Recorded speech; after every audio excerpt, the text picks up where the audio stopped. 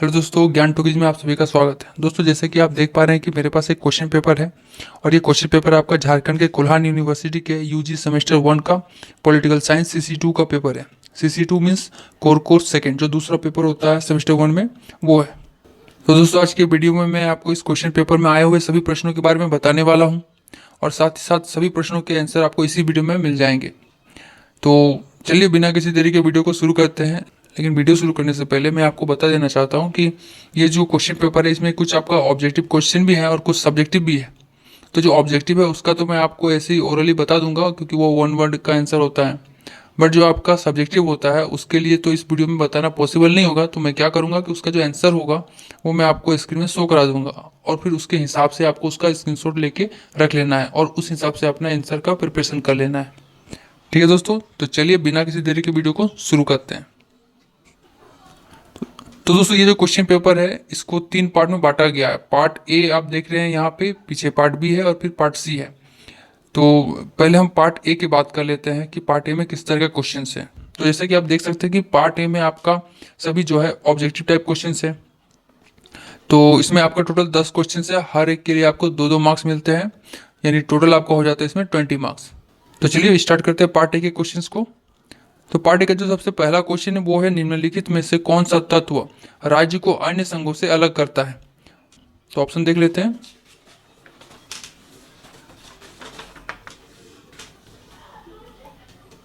तो ऑप्शन में आप जैसे देख पा रहे हैं कि यहाँ ऑप्शन है पहला, भूभाग, संप्रभुता, प्रशासन या फिर जनसंख्या। तो एक बात याद रखें दोस्तों कि जो राज्य होता है उसको अन्य संघों से अगर कोई चीज अलग करती है तो वो है संप्रभुता। इसका सही आंसर हो जाएगा संप्रभुता, यानी सॉवरेंटी। नेक्स्ट क्वेश्चन देखते हैं। नेक्स्ट क्वेश्चन है, समानता के अर्थ में शामिल है सामाजिक समानता, राजनीतिक समानता या फिर आर्थिक समानता।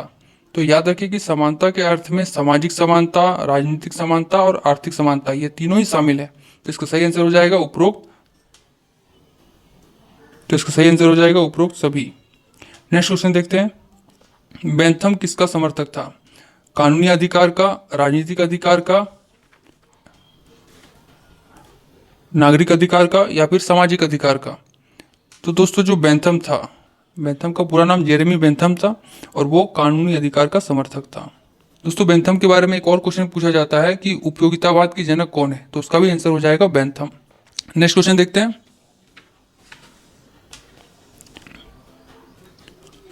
नेक्स्ट क्वेश्चन है कि सामाजिक न्याय की धारणा पर बल दिया गया है मार्क्सवादियों द्वारा, व्यक्तिवादियों द्वारा, उदारवादियों द्वारा कि बहुलवादियों द्वारा।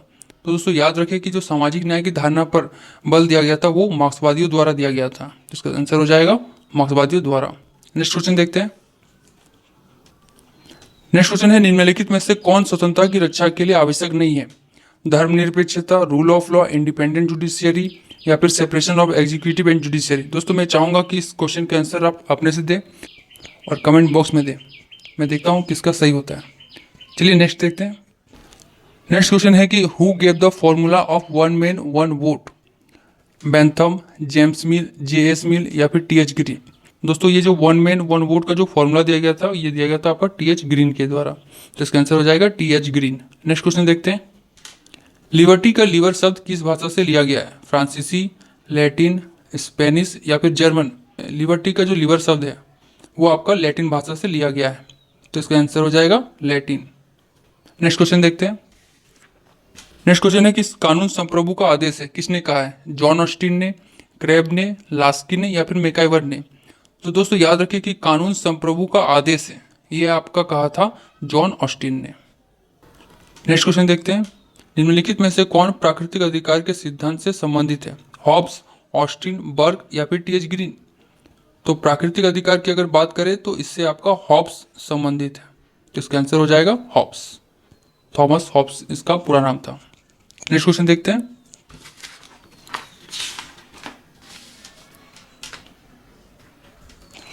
नेक्स्ट क्वेश्चन है, अ ग्रामर ऑफ पॉलिटिक्स नामक पुस्तक किसने लिखी? लास्की, गार्नर, बार्कर या फिर कार्ल मार्क्स। तो अ ग्रामर ऑफ पॉलिटिक्स नामक जो पुस्तक है ये लिखी थी आपकी लास्की ने। तो दोस्तों यहीं पे खत्म होता है आपका पार्ट ए। अब जो है आपका पार्ट बी स्टार्ट होता है। पार्ट बी में आप जैसे देख पा रहे हैं कि यहाँ पे आपका शॉर्ट आंसर टाइप क्वेश्चन है। टोटल इसमें 8 क्वेश्चन है और इसमें से आपको कोई भी 4 क्वेश्चन का आंसर देना है, जिसमें हर एक के लिए आपको 5 मार्क्स मिलेंगे। टोटल इसमें 20 मार्क्स हो जाता है। तो चलिए एक एक करके देख लेते हैं। और एक बात दोस्तों, क्योंकि ये आपका ऑब्जेक्टिव नहीं है, सब्जेक्टिव है, तो इसलिए मैं क्या करूंगा कि इसका जो भी आंसर होगा आपको स्क्रीन में शो करा दूंगा, आप बस उसका स्क्रीनशॉट ले लेना और फिर उस हिसाब से अपना तैयारी करना है। तो चलिए देखते हैं पार्ट बी के क्वेश्चन को। तो पार्ट बी का सबसे पहला क्वेश्चन है कि संप्रभुता के लक्षणों का वर्णन करें। तो दोस्तों संप्रभुता के बारे में मैंने एक वीडियो ऑलरेडी बना दिया है, तो अगर आपने वो वीडियो नहीं देखा तो एक बार जाके जरूर देख ले। और चलिए इसका भी आंसर मैं आपको स्क्रीन में शो करा दे रहा हूँ, आप जल्दी से उसका स्क्रीनशॉट ले लो।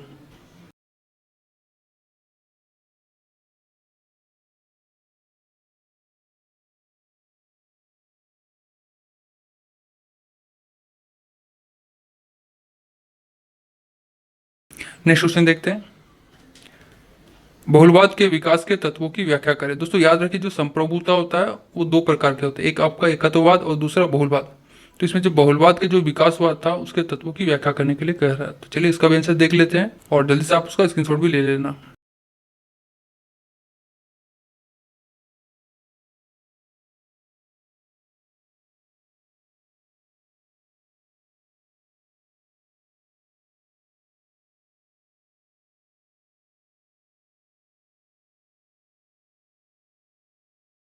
नेक्स्ट क्वेश्चन देखते हैं।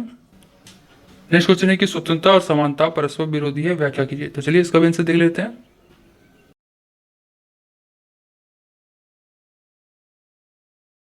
नेक्स्ट क्वेश्चन है प्राकृतिक अधिकार सिद्धांत की मान्यताएं क्या है। तो इसका भी आंसर देख लेते हैं।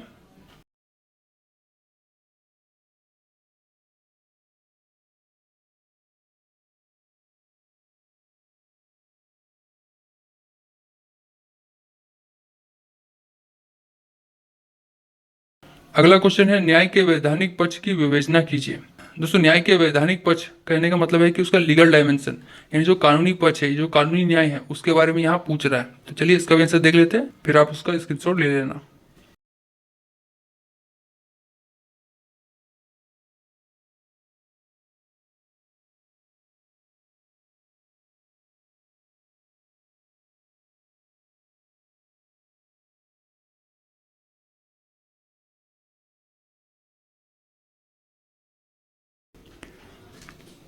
नेक्स्ट क्वेश्चन देखते हैं।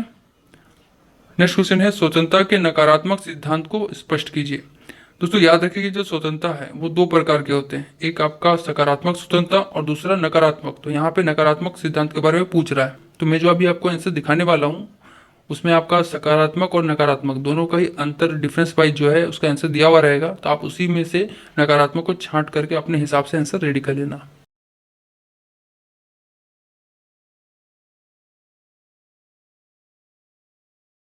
चलिए नेक्स्ट क्वेश्चन देखते हैं।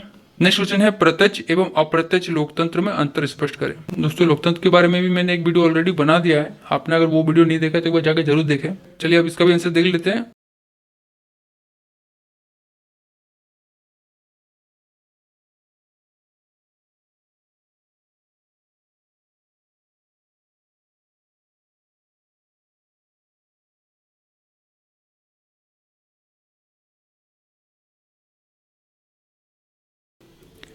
नेक्स्ट क्वेश्चन है राजनीतिक सहभागिता पर एक संक्षिप्त टिप्पणी लिखें।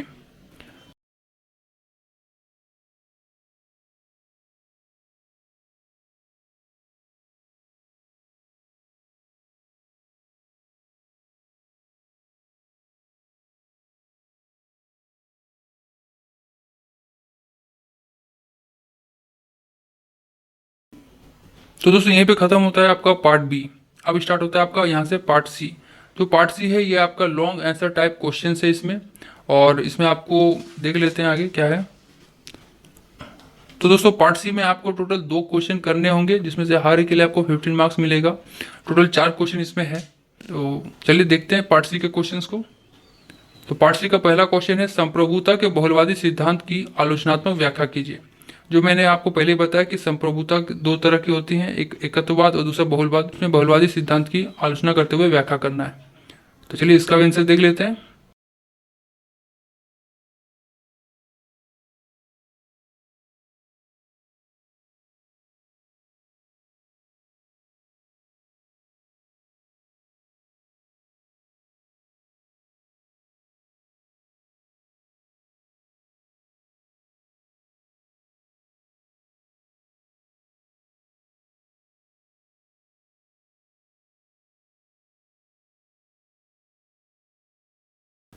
नेक्स्ट क्वेश्चन देखते हैं। नेक्स्ट क्वेश्चन है लास्की के अधिकार के सिद्धांत का वर्णन करें। तो चलिए इसका भी आंसर देख लेते हैं।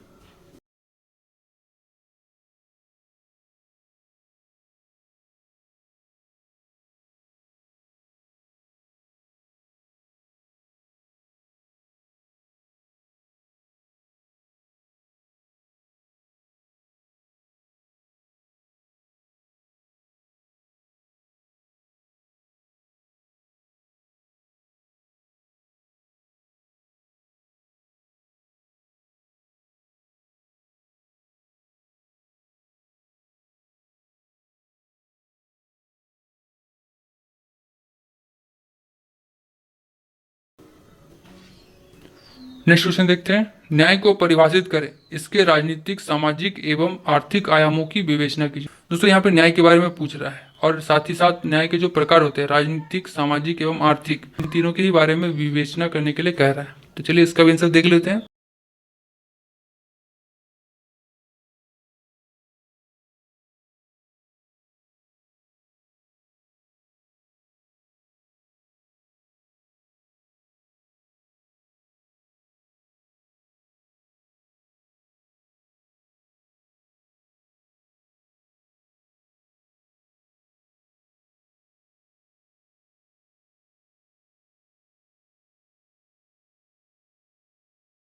नेक्स्ट एंड लास्ट क्वेश्चन है आपका, लोकतंत्र का अर्थ बतलाइए, इसके गुण दोषों का वर्णन कीजिए। यानी पहले आपका लोकतंत्र का अर्थ भी बताना है और साथ ही साथ लोकतंत्र के क्या गुण होते हैं और क्या दोष, उसके बारे में भी वर्णन करना है। तो चलिए इसका भी आंसर जान लेते हैं।